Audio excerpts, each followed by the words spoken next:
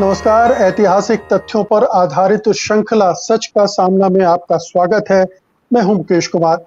दोस्तों, मनुस्मृति शायद हिंदुओं का सबसे ज्यादा विवादास्पद ग्रंथ होगा, जहां ऊंची जातियां और खास तौर पर ब्राह्मणवादी इसे पूजते हैं, वहीं नीची कही जाने वाली जातियां इसके इतना विरुद्ध हैं कि हर साल इसका दहन तक करती हैं। दरअसल माना जाता है कि हिंदू धर्म में ऊंच नीच को धार्मिक मान्यता दिलाने वाला शास्त्र मनुस्मृति ही है। जातियों ही नहीं, स्त्रियों को भी मनुस्मृति में निम्न स्थान दिया गया है। सवाल उठता है कि इस तरह के भेदभाव वाले ग्रंथ को लिखने वाले लोग कौन थे, उनके उद्देश्य क्या थे और उनकी वजह से किसको फायदा और किसको नुकसान हुआ या हो रहा है। जाने माने सामाजिक कार्यकर्ता और इतिहास के जानकार प्रोफेसर राम पुनियानी हमारे साथ जुड़ चुके हैं। तो आइए उनसे आज हम मनुस्मृति के बारे में विस्तार से बात करते हैं। सबसे पहले आपका कार्यक्रम में स्वागत है प्रोफेसर पुनियानी। धन्यवाद, बहुत धन्यवाद। मैं चाहता हूं सबसे पहले तो इस बात पर आप रोशनी डालें कि मनुस्मृति को लेकर इतना विवाद क्यों होता है, इतना टंटा क्यों होता है कि एक तरफ तो उसको लोग पूछते हैं और दूसरे तरफ हर तरफ उसको दहन का आह्वान करते हैं।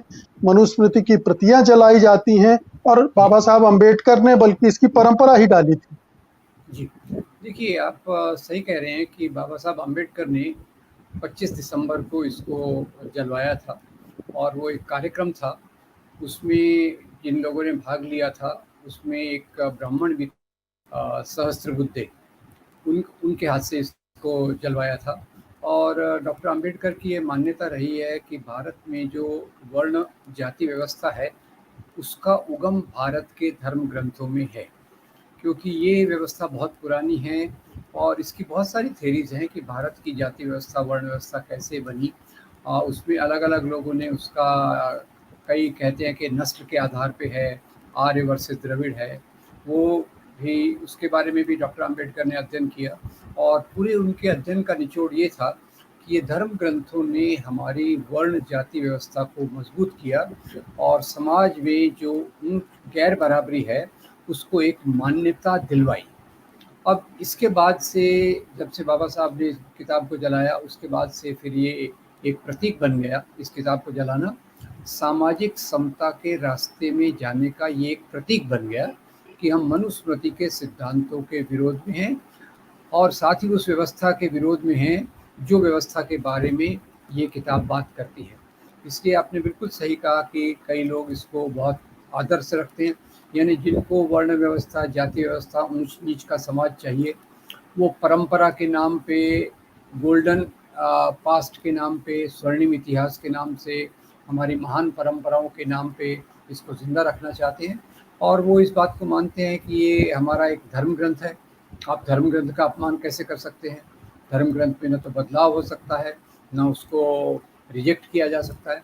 तो उनके लिए ये एक मान्यता का विषय है, पर ये इस बात का प्रतिबिंब है कि वो उस व्यवस्था को मान्यता दे रहे हैं, उस व्यवस्था को बनाए रखना चाहते हैं जिसमें सामाजिक ऊंच नीच, एक तरफ से दलित, शूद्र, अछूतों के खिलाफ और दूसरी तरफ से स्त्रियों के खिलाफ।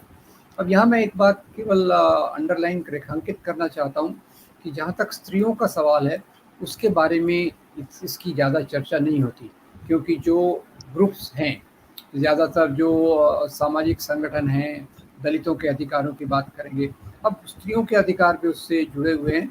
और नारीवादी आंदोलन ने शुरुआत से इसको पहचाना कि स्त्री के ऊंच नीच के मूल्य ये मनुस्मृति में स्वीकृत हैं और इसलिए ज़्यादातर नारीवादी आंदोलनों ने भी इस किताब का विरोध किया। तो यानी समाज के दो तबके हैं।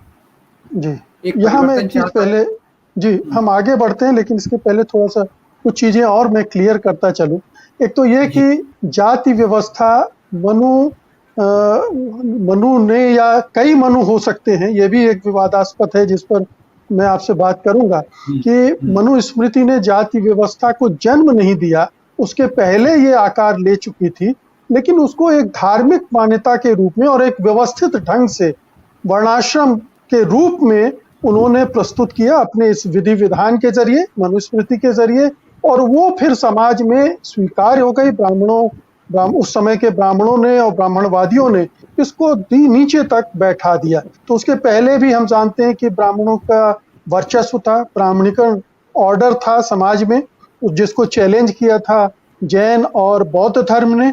उसके बाद वो व्यवस्था टूटने लगी, तो फिर नए सिरे से ये व्यवस्था मनुओं ने या मनुस्मृति के जरिए इसको स्थापित किया गया। जी देखिए, ये यहाँ जो हमारे दूसरे धर्म ग्रंथ हैं, जैसे वेदों का पुरुष सूक्त है, उसमें भी ये वर्ण व्यवस्था का उल्लेख है। और मुख्य रूप से आप जैसा कह रहे हैं कि भारत में जैन और बुद्ध धर्म जिन सामाजिक आर्थिक परिस्थितियों में आए, उन्होंने पूरी इस व्यवस्था को एक चुनौती दी, समता की बात की। गौतम बुद्ध ने इसको काफ़ी स्पष्ट रूप में समता की बात की हर एक धरातल पर। और उसके बाद से जो ब्राह्मणवादी मूल्य थे, ऊंच नीच के मूल्य थे, जो हमारे धार्मिक ग्रंथों के मूल्य थे, उनको एक चुनौती आ गई।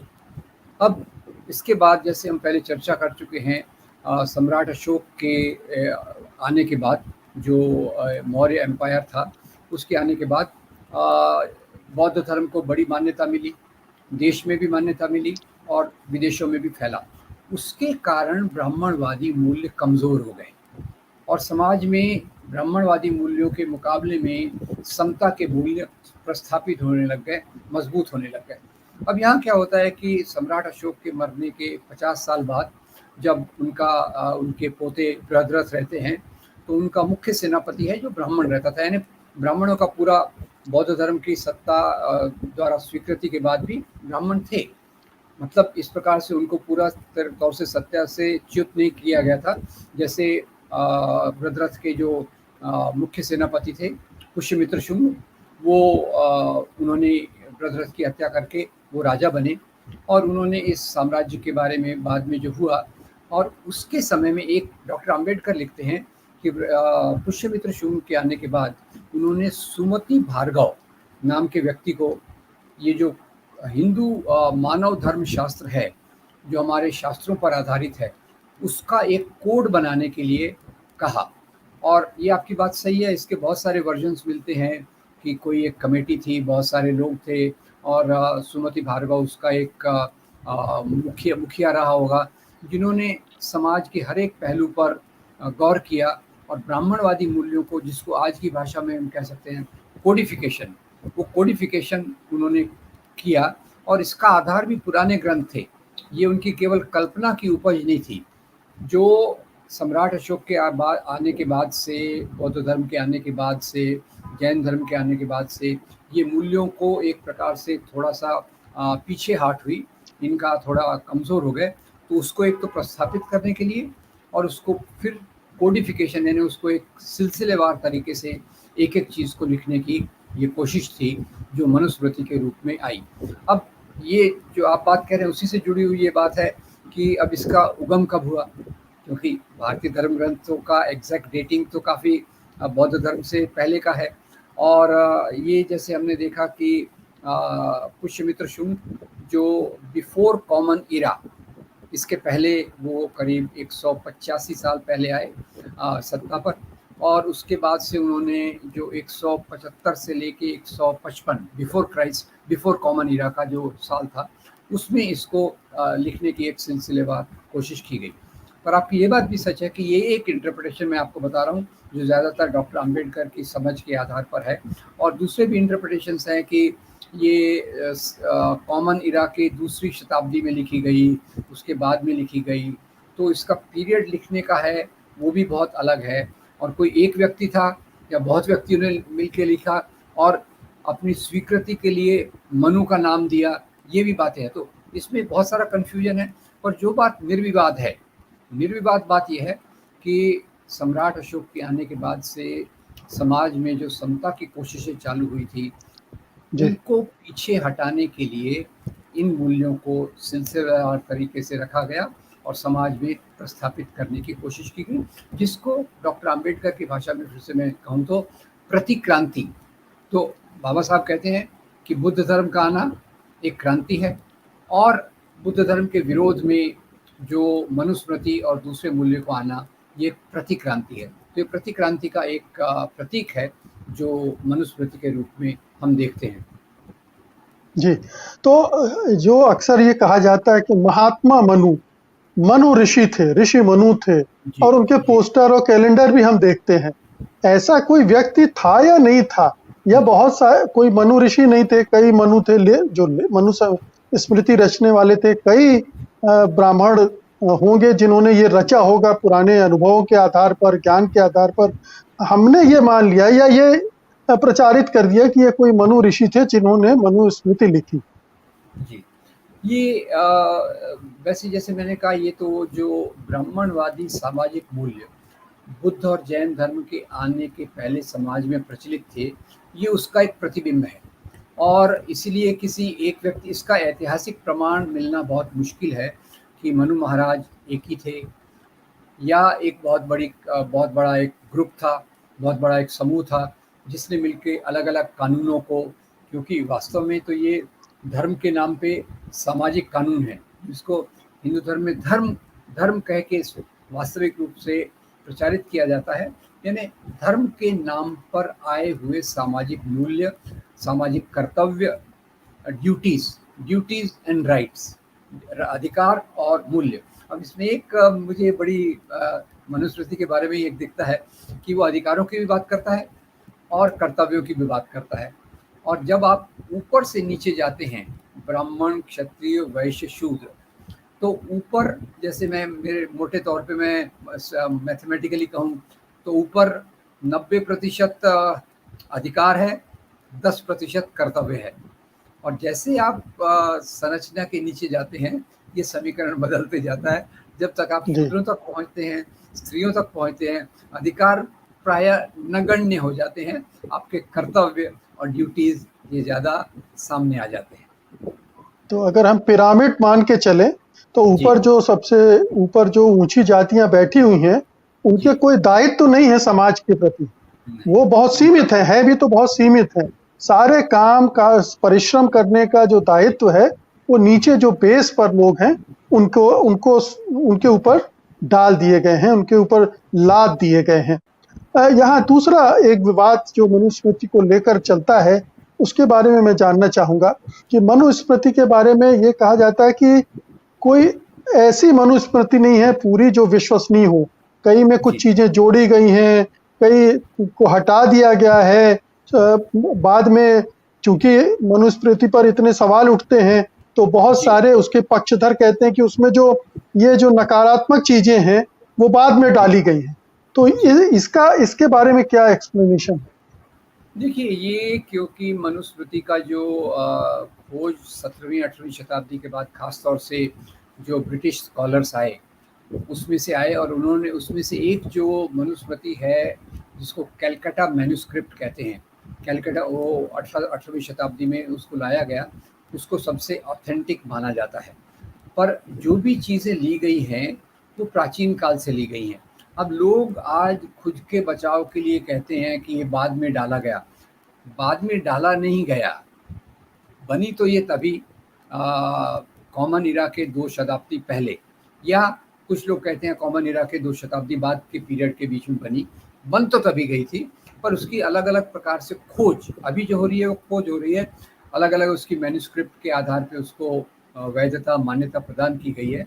पर ये जो बात है ये केवल एक दूसरी एक कोशिश है ये बताने के लिए कि नहीं, पहले सब कुछ ये गलत नहीं था, सब अच्छा था। जिन लोगों को लगता है कि इसके मूल्य निचली जातियों के लिए बहुत नकारात्मक हैं और उसके बारे में वो एपोलॉजिस्ट फील करते हैं या एक तरीके से उन्हीं को चलाए रखना चाहते हैं, पर ये कहते हैं कि पहले नहीं थे, तो वो इस प्रकार की बात कहते हैं कि इसको बाद में डाला गया।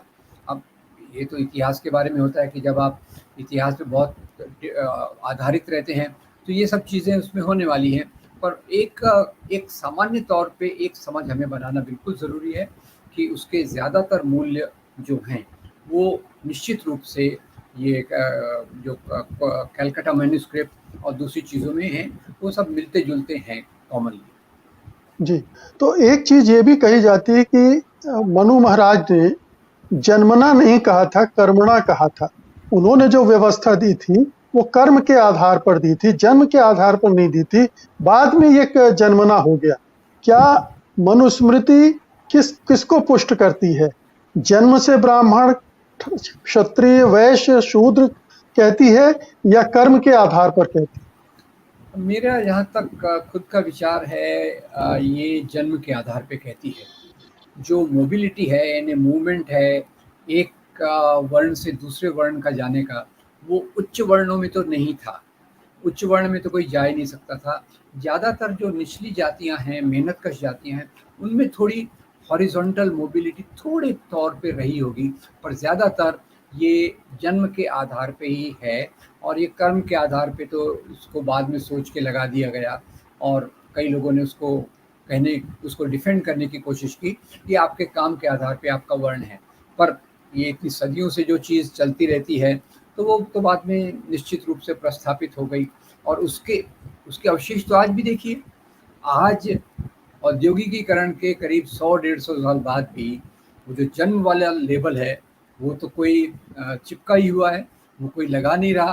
पर ये पहले तो इससे भी ज़्यादा मजबूत होगा।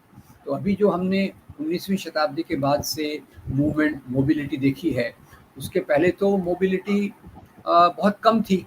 तो ये तो जन्म के आधार पे ही हो गई थी जो वास्तविक रूप में, और उसकी कल्पना भी जन्म के आधार पे ही है। तो हम ये मान के चले कि मनुस्मृति का रचना यानी समाज को ब्राह्मणवादी व्यवस्था के तहत लाना था, उसकी ये कोशिश थी। और उसके बाद फिर किस तरह से समाज बदला? क्या ये मनुस्मृति लिखे जाने के तुरंत बाद बदलाव शुरू हो गए, या बदलाव पहले शुरू हो चुके थे? मनुस्मृति ने उसको और ज्यादा इन्फोर्स करना शुरू किया। जो ब्राह्मण थे उस समय के, उन्होंने इसको एक अभियान की तरह लिया और अगले 2, 4, 500 सालों में इस पूरे समाज का गठन उस तरह से कर दिया जैसे मनुस्मृति कहती है। देखिए, ये जैसे मैंने कहा कि पुष्यमित्र शुंग के आने के बाद जो समतावादी मूल्य थे उनको पीछे ढकेला गया, बुद्ध धर्म के सिद्धांतों को पीछे ढकेला गया, और मनुस्मृति के माध्यम से वो उन्हीं बातों को वापस रखने की कोशिश की गई, और ये अगली कुछ शताब्दियों में आकर एकदम मजबूत हो गई। समाज का उस समय जो शासक वर्ग था, पहले शासक वर्गों में ब्राह्मणवाद का वर्चस्व कम हो गया था। ये जो पुष्यमित्र शुंग की प्रतिक्रांति के बाद ब्राह्मणवादी वर्गों का वर्चस्व बहुत मजबूत हो गया, और समाज की रचना में भी अगले कुछ शताब्दियों में आके ये बहुत एकदम मजबूत हो गई। और इतनी मजबूत हो गई कि आज ये भी नहीं कह सकते कि आज केवल उसके अवशेष हैं। उसके अवशेष से भी बहुत कुछ ज़्यादा आज भी समाज में प्रस्थापित है। इस बात से हमको ये सोचना चाहिए। जी, जी। तो पुनियानी जी, मैं चाहता हूं तो थोड़ा हमें ये बताएं कि मनुस्मृति जो उच्च वर्ण के लोग हैं उनको कौन कौन से अधिकार देती हैं?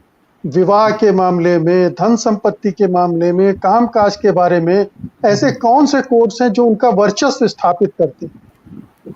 देखिए, एक तो पहले जैसे खास तौर से इसमें ज़्यादा वर्णन ब्राह्मणों के बारे में है, क्षत्रियों के बारे में है, वैश्य के बारे में है। जहाँ तक शूद्र और स्त्रियों का सवाल है, उसके बारे में तो शूद्रों के बारे में है कि ऊपर के 3 वर्णों की सेवा करना आपका काम है। स्त्रियों के बारे में जैसे आप पुरुष की संपत्ति हैं और आपके पति का आपके जीवन पर पूरा अधिकार है, ये मुख्य रूप से है। जहाँ तक ब्राह्मण है, वो तो भाई ब्रह्मा का अंश है, भगवान का यहाँ का प्रतिनिधि है।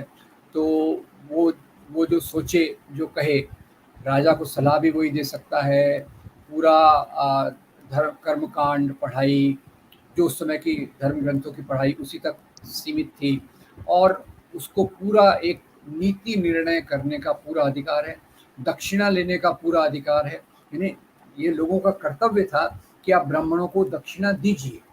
तो सबसे ज़्यादा अधिकार तो ब्राह्मणों के हैं। उसके बाद क्षत्रिय जो लड़ाई युद्ध में भाग लेते थे, राजा भी ज़्यादातर क्षत्रिय होते थे। तो राज्य की रक्षा करना, राज्य को चलाना, टैक्स वसूल करना, किसानों से टैक्स वसूल करना, ये क्षत्रियों के अधिकारों में आता था। और वैश्य का थोड़ा कम, भाई व्यापार, पशुपालन, खेती, ये उनके हिस्से में था। और जहाँ तक शूद्रों का सवाल था, वो तीनों की सेवा करो, उनका कोई अधिकार नहीं है। और स्त्रियों का तो उससे भी नीचे शूद्र अति शूद्र के आधार पे उनके किसी प्रकार के कोई अधिकार नहीं है। तो जैसे आप ऊपर से नीचे जाते हैं, अधिकार नगण्य की तरफ चलते हैं, और ऊपर जो प्रिविलेजेस, जो अधिकार हैं, वो सभी प्रकार के अधिकार, सवर्ण, खासतौर से ब्राह्मण और क्षत्रियों को पूरे प्रकार के अधिकार इसमें हैं। जी, तो जैसा आपने स्त्रियों के बारे में बताया कि ये कहा गया है कि स्त्रियां जब तक शादी नहीं होती हैं तब तक पिता पर आश्रित रहेंगी, शादी होने के बाद वो अपने पति पर आश्रित रहेंगी, और फिर बाद में जब अगर पति नहीं रहता है तो पुत्रों पर आश्रित रहेंगी। तो वो जीवन भर आश्रित रहेंगी और उनकी सेवा करती रहेंगी। पिता तो परमेश्वर का रूप बताया गया है, परमेश्वर की तरह उसकी पूजा भी करेंगी। तो एक तरह की गुलाम वाली स्थिति स्त्री की कर दी गई है, और वो शूद्रों से बहुत बेहतर नहीं मानी जा सकती। ठीक है, शूद्रों को तो और भी एक पांचवा वर्ण भी क्रिएट कर दिया गया है, अछूत वाला, वो एक पंचम। अलग चर्चा का विषय है। लेकिन ये जो अनुलोम और प्रतिलोम विवाह की व्यवस्था है, ये भी, इस पर भी थोड़ा रोशनी डालिए कि जो ब्राह्मण है वो किसी से भी शादी कर सकता है और नीचे वाला किसी ऊपर के वर्णों से शादी नहीं कर सकता है। तो देखिए, ऊपर के वर्ण वाला जब छोटे वर्ण से शादी करता है तो अनुलोम है, और छोटे वर्ण वाला पुरुष अगर ऊंचे वर्ण की स्त्री से शादी करता है तो वो प्रतिलोम है। और प्रतिलोम को काफ़ी प्रोहिबिट किया था, ताकि स्त्रियों पर एक प्रकार का कंट्रोल बना रहे। पर आपने मुख्य रूप से जो कहा, जैसे आज भी देखिए, अब ये सरल बात है कि हमारी शादियों में कन्यादान की एक प्रथा है, और जो पुरुष प्रधान संगठन हैं उनके नाम में कई संगठन पुरुष प्रधान भी बनते हैं, और स्त्रियों के संगठन में स्वयं शब्द का भी इस्तेमाल नहीं होता। तो उसके उसके अवशेष आज भी हैं। तो ये अनुलोम, प्रतिलोम, और जो प्रतिलोम संतानें होती हैं उनको चांडाल कहा गया था, जो फिर से एक नीचे वर्ण में जाते हैं। तो ऊपर के वर्ण में का पुरुष जब नीचे की वर्ण से स्त्री से शादी करता है तो वो तो ठीक है, और उसमें उनको वो जाति भी मिल जाती है। पर नीचे का वर्ण का पुरुष ऊपर के वर्ण की स्त्री से शादी करता है तो वो फिर से सबसे चांडाल या वैसी जाति में उसको डाला जाता है, जो शूद्रों में काफ़ी नीचे है। जी, एक सवाल यह है कि जब भारत का संविधान बना और बन रहा था, तब ऐसे जो ब्राह्मणवादी संगठन थे, व्यक्ति थे, उन्होंने उसका बहुत विरोध किया था। उनका कहना ये था कि इसमें तो मनुस्मृति का ख्याल ही नहीं रखा गया है। तो ये हमारा संविधान मनुस्मृति को इस तरह से क्यों दरकिनार कर दिया संविधान निर्माताओं ने? देखिए, ये संविधान निर्माताओं में आप देखिए तो उस समय तक जो सामाजिक परिवर्तन के बीज डल चुके थे। तो भारतीय संविधान भारतीय आज़ादी के मूल्यों का प्रतिनिधित्व करता है, और उसमें जो स्वतंत्रता, समता, बंधुता के बीज तो मजबूती से डल गए थे। तो इसलिए उन्होंने जब संविधान बनाया तो आप देखिएगा कि इसमें इसकी शुरुआत ईश्वर से नहीं होती, इसकी शुरुआत होती है हम भारत के लोग अपने आप को ये संविधान दे रहे हैं। क्योंकि तभी अभी तक धर्म ग्रंथों की क्या भावना है कि वो तो ईश्वर ने दिए हैं, जिसको बदला नहीं जा सकता, और यहाँ भारत के लोग हम खुद इसको दे रहे हैं। इसलिए ये जो मूल्य एक तौर से, मोटे तौर से गौतम बुद्ध में थे, स्वतंत्रता, समता, बंधुता के, वो मूल्यों के आधार पे ही हमको आज़ादी मिली, भारतीय राष्ट्र मिला। और इसलिए उसमें मनुस्मृति का कोई प्रतिबिंब आपको नहीं दिखेगा। इसलिए जो धर्म के नाम की राजनीति करने वाले थे उन्होंने इसका बहुत विरोध किया। अब जैसे आजकल सावरकर पे बहुत विवाद चल रहा है, ऐसे कई लोगों ने कहा कि भाई नए संविधान की ज़रूरत क्या है, हमारे पास तो ऑलरेडी एक संविधान है जो बहुत पुराना है, बहुत महान है। उनका इशारा मनुस्मृति की तरफ था। और एक करपात्री जी महाराज थे इन्हीं से जुड़े हुए, मतलब इन संगठनों में नहीं थे पर इन्हीं विचारधारा वाले, वो तो बार बार कहते रहे कि भारतीय संविधान ये बेकार है, क्योंकि ये हमारे धर्म ग्रंथ इस प्रकार के मूल्यों को स्वीकृति नहीं देते। तो उस समय तक ये जो पुराने मूल्य हैं, ऊंच नीच के मूल्य हैं, वो जनमानस के एक भाग में मजबूत थे। और मैं तो कहूँगा कि आज 1990 के दशक में फिर से और ज़्यादा मजबूत होते जा रहे हैं जनमानस के एक भाग में। पर उस समय तो जो जोश था, और जो जैसे देखिए भारत के प्रतीक के रूप में एक तरफ देखिए आप भगत सिंह जैसे लोग खड़े हैं, अंबेडकर जैसे लोग खड़े हैं, गांधी जैसे लोग खड़े हैं, स्वतंत्रता के मूल्य हैं, समता के मूल्य हैं, बंधुता के मूल्य हैं, तो उसमें तो इस प्रकार की ऊंच नीच की कोई जगह ही नहीं है। और वही जो धर्म के नाम का राष्ट्रवाद मानते हैं, उनकी यही सबसे बड़ी शिकायत थी कि ये कौन से मूल्य ले आए। और कई लोग तो उनको अभी उसी संगठनों से जुड़े हुए कई लोग अभी भी कहते हैं कि हम सत्ता में इसलिए हैं क्योंकि हमको ये संविधान बदलना है, कईयों को, और इसको ये विदेशी मूल्य कहते हैं, यूरोपीय मूल्य कहते हैं, जबकि उनका खुद का राष्ट्रवाद कुछ यूरोपीय राष्ट्रों के मॉडल पे बना हुआ है, ये बात और है। तो मैं इस बात को मानता हूँ कि हमारे संविधान हमारे आज़ादी के आंदोलन के उच्चतम मूल्यों का प्रतिनिधित्व करता है, और जो आज़ादी के आंदोलन के साथ नहीं थे, भारत के आधुनिक बनने की प्रक्रिया के साथ नहीं थे, वो इसका पूरा पूरा विरोध करते हैं। तो क्या हम ये कह सकते हैं कि मनुस्मृति दरअसल एक बड़े समाज को गुलाम बनाने, दास बनाने की एक रणनीति थी, एक साजिश थी, या ये कहें कि उस समाज में जो वर्चस्वशाली जातियां और लोग थे, प्रभुत्वशाली लोग थे, उन्होंने इस तरह का समाज गढ़ा जिसमें उनकी वर्चस्व बना रहे और आम लोग उनकी गुलामी करते रहे। और आज जो लोग मनुस्मृति की वकालत करते हैं, उनकी भी धारणा यही है कि ये बाकी जो नीची जातियां जिसको कहा जाता है, या स्त्रियों के बारे में जो कहा जाता है, वो उनके मातहत रहें, उनके गुलाम रहें और उन्हें श्रेष्ठ मानकर उनकी सेवा करते रहें। तो इस पूरी मनुस्मृति का एजेंडा यही है। जी, मैं आपसे पूरा पूरा सहमत हूँ, आपने अच्छा उसका निचोड़ निकाला है। पर धीरे धीरे क्या हुआ है कि जैसे हम समाज में आगे जा रहे हैं, तो मनुस्मृति के मूल्यों में विश्वास रखने वाले लोग अब उस भाषा में बात नहीं करते। अब वो उनकी जो भाषा काफ़ी बदल गई है, और उन्हीं जातियों को जिनको ये जिनसे काम करवाना चाहते हैं, जिनको निचले दर्जे पे रखना चाहते हैं, उनके बीच में एक अलग प्रकार के सोशल इंजीनियरिंग के माध्यम से उनको अपने साथ जोड़ने की बात चल रही है, कर रहे हैं, मतलब ये प्रक्रिया बहुत तेज़ी से चल रही है। और स्त्रियों के बारे में भी जैसे मैं एक ही उदाहरण देता हूँ कि जैसे लव जिहाद के कैंपेन का एक पार्ट ये भी है कि स्त्रियों की आज़ादी न रहे, उसकी आज़ादी पे सीमा रहे। तो आपका ये निष्कर्ष, आपने जो निचोड़ निकाला है वो यही है। पर एक ही मैं उसमें जोड़ूँगा कि आज मनुस्मृति को की भाषा करने वाले, बात करने वाले, उस भाषा में अपने आप को प्रस्तुत करने वाले लोग कम हैं। उनकी भाषा में परिष्कृति बहुत आ रही है, मूल्य वही हैं, पर उसको एक परिष्कृत भाषा, परिष्कृत कार्यक्रम के माध्यम से समाज में स्थापित करने की कोशिश चल रही है। और ये एक बहुत बड़ी हमारे लिए चेतावनी है कि आप ये बदलती हुई भाषा को समझें, उस भाषा के पीछे के एजेंडा को समझें और उसको समाज पे हावी न होने दें। ये मेरे ख्याल से आज के समाज का एक बहुत बड़ी चुनौती है।